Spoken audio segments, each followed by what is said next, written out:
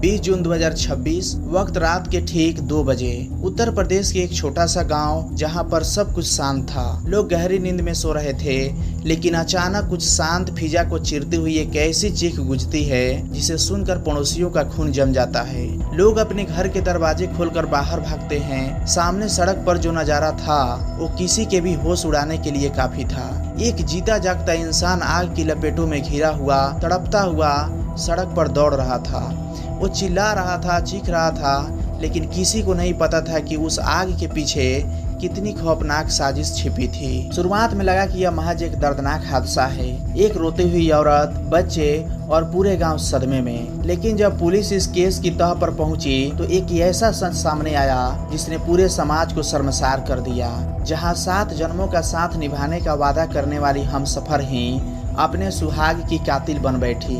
आज की इस रूह कपा देने वाली कहानी में हम आपको बताएंगे कि कैसे एक अवैध रिश्ते ने एक हंसते खेलते परिवार को शमशान बना दिया। नमस्कार दोस्तों, आप देख रहे हैं ब्रियस क्राइम फाइल्स। चलिए चलते हैं उत्तर प्रदेश के बागपत जिले के उस बिजवाड़ा गांव में, जहां इस खौफनाक दास्तान की शुरुआत हुई थी। दोस्तों, इस पूरी कहानी के केंद्र में है बागपत जिले के बिनौली थाना क्षेत्र और उसके तहत आने वाला बिजवाड़ा गांव। यहाँ रहने वाले 40 वर्ष के राजीव सिंह एक बेहद सीधे साधे और मेहनती इंसान थे। राजीव पेशे से मजदूरी करते थे। दिन भर पसीना बहाना, मेहनत करना और जो भी पैसे मिले उससे अपने परिवार का पेट पालना, यही राजीव की जिंदगी थी। राजीव के परिवार में उसकी 37 साल की पत्नी निशा और उसके 3 मासूम बच्चे थे, एक प्यारी सी बेटी और 2 बेटे। सबसे छोटा बेटा तो महज 4 साल का था, जिसे दुनिया की समझ तक नहीं थी। राजीव के पिता भी इसी घर में रहते थे। राजीव की मां का साया पहले ही सिर से उठ चुका था, इसलिए राजीव अपने पिता और बच्चों के लिए ही दिन रात मेहनत करते थे। गांव में राजीव की छवि एक बहुत ही शरीफ और सीधे साधे इंसान से थी, लेकिन राजीव इस बात से बिल्कुल अनजान थे कि जिस छत के नीचे वो अपने परिवार के साथ सो रहे हैं, उसी छत के नीचे उसकी मौत की कहानी लिखी जा रही है। अब इस कहानी में एंट्री होती है विलेन की। राजीव के पड़ोस में रहने वाला एक शख्स था जिसका नाम था विक्रांत। विक्रांत की उम्र भी करीब 40 वर्ष थी और वो शादीशुदा था। उसके भी अपने बच्चे थे। चूंकि विक्रांत बिल्कुल पड़ोस में रहता था, इसलिए उसका राजीव के घर आना जाना बेहद आम बात थी। राजीव उसे अपना पड़ोसी और दोस्त भी मानता था, लेकिन विक्रांत की नजरें राजीव के घर को बर्बाद करने पर टिकी थी। आज से ठीक 5 साल पहले यानी साल 2021 के आसपास निशा और विक्रांत की आपस में बातचीत शुरू हुई। पहले ये मुलाकातें सामान्य थी, लेकिन धीरे धीरे निशा अपने ही पड़ोसी विक्रांत के प्यार में अंधी हो गई। दोनों के बीच एक नाजायज रिश्ता शुरू हो गया। जब भी राजीव काम के सिलसिले में घर से बाहर जाते, विक्रांत मौका पाकर निशा से मिलने उसके घर पहुंच जाता। 5 साल तक यह खेल बड़ी चालाकी से पर्दे के पीछे चलता रहा। कानों कान किसी को खबर नहीं हुई, लेकिन पाप का घड़ा एक न एक दिन भरता ही है। दोस्तों, वारदात से ठीक 3 महीने पहले राजीव को अपने पत्नी और पड़ोसी के इस काले सच का पता चला। राजीव के पैरों तले जमीन खिसक जाती है, लेकिन उन्होंने कोई हंगामा नहीं किया। उन्होंने निशा को अकेले में समझाया कि देखो, हमारे बच्चे अब बड़े हो रहे हैं। अगर समाज को या बच्चों को इस बात का पता चला तो हमारी आने वाली नस्लें बर्बाद हो जाएगी। इस गलत राह से अपने पैर पीछे खींच लो। लेकिन निशा के सिर पर तो विक्रांत का भूत सवार हो गया था। जब समझाने से काम नहीं चला तो राजीव ने निशा पर पाबंदियां लगानी शुरू कर दी और वो विक्रांत के घर आने जाने का रास्ता भी बंद कर दिया। राजीव ने विक्रांत को चेतावनी दी और यह बात विक्रांत के घर वालों को भी बता दी। बस यही बात विक्रांत को चुभ गई। अपनी बदनामी से तिलमिलाया विक्रांत और पाबंदियों से तंग आ चुकी निशा दोनों अब गुस्से से पागल हो चुके थे।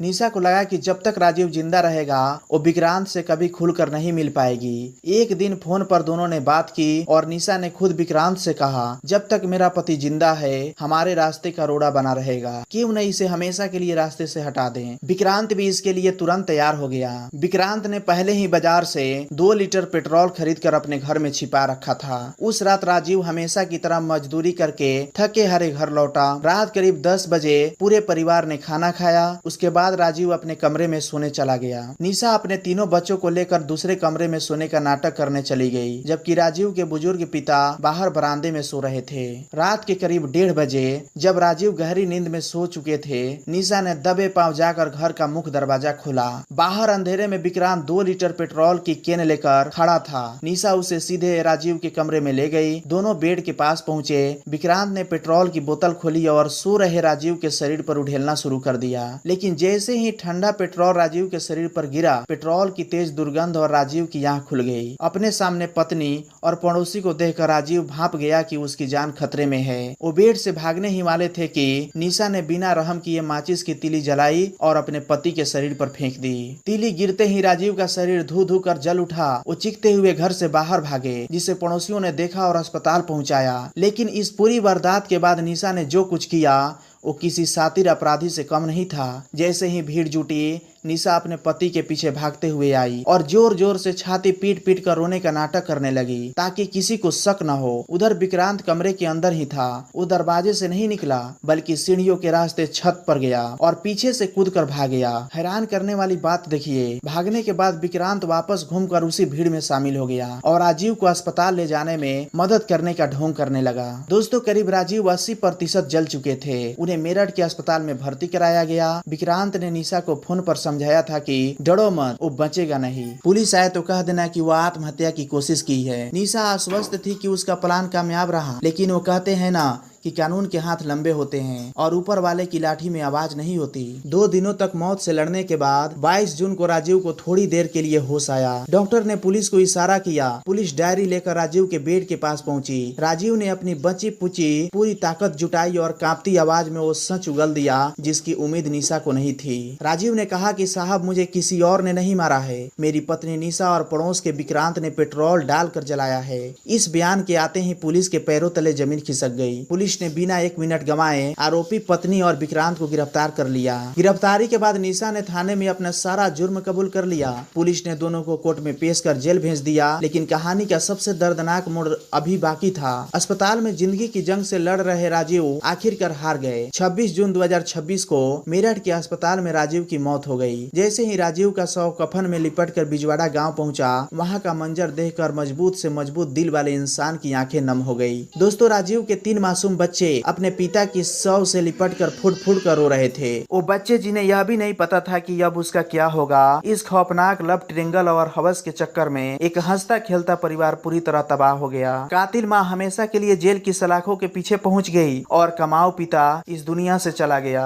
आज वो 3 मासूम बच्चे इस समाज में अनाथ की जिंदगी जीने पर मजबूर हैं। गाँव वाले आज भी सदमे में हैं और प्रशासन से मांग कर रहे हैं कि इन दोनों दरिंदों को फांसी की सजा दी जाए। दोस्तों, इस घटना को सुनाने का उद्देश्य किसी की भावनाओं को ठेस पहुंचाना नहीं है, बल्कि इस समाज में छिपे विकृत मानसिकता के लोगों से सावधान रहने की आवश्यकता है। अपने परिवार का ख्याल रखें और कोई भी गलत कदम उठाने से पहले अपने मासूम बच्चों का चेहरा जरूर देख लें। अगर आपको ऐसे ही क्राइम स्टोरी पसंद है तो इस चैनल को सब्सक्राइब कीजिए, बेल आइकन को प्रेस करके ऑल कर लीजिए। मिलते हैं नेक्स्ट वीडियो में, तब तक जय हिंद, जय भारत।